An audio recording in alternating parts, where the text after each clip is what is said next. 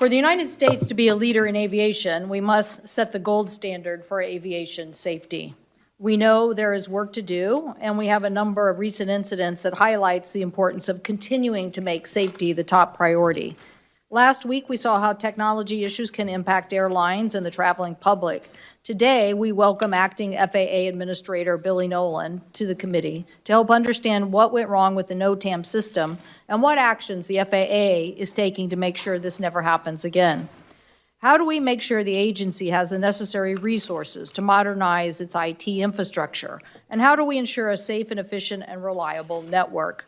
How can we ensure our global competitive edge? Mr. Nolan understands these challenges. On January 11th, he ordered the first national ground stop since 9/11, and this was a significant event. More than 1,300 flights were canceled, and more than 9,500 were delayed.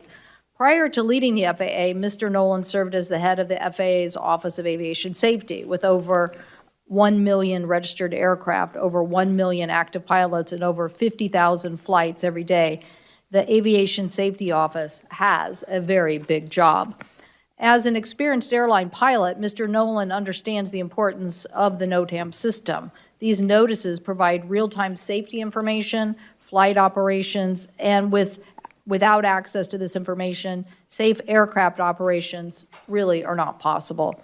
This hearing, like last week's, which I believe still shows the investment in technology that needs to be made, Southwest could have updated their system and didn't, and a critical event happened. Now we want to make sure a critical event like happened with our NOTAM system also doesn't happen. And how do we keep our economy moving forward?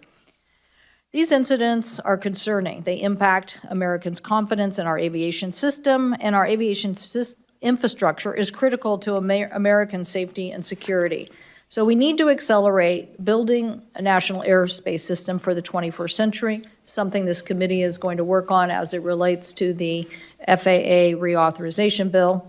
And the 23 authorization bill will give us many opportunities to talk not just about this issue, but other issues, but our appropriator colleagues also have to do their job. Over the last several years, Congress has met or exceeded the administration's budget requests for the FAA facilities and NOTAM, but Mr. Nolan will talk today about additional funds, why Congress needs to why a clear picture needs to be painted about the needs of our airspace system for the future. To be sure, the FAA must have redundancies and not a single point where a failure can happen in a key system like we just saw. And we have to have a responsibility to ensure that every taxpayer is provided a maximum value on return. Therefore, we must see clearly the obstacles ahead and what a path to make sure that we have this most modernized system. Today's discussion on NOTAM and national airspace are really part of a bigger picture. I'm sure there will be other issues that come up today as events of the last several weeks have pointed out the roles of FAA in our airspace system, working with DOD and others. So we look forward to the questions and opportunities to have you before the committee to address these important, timely questions.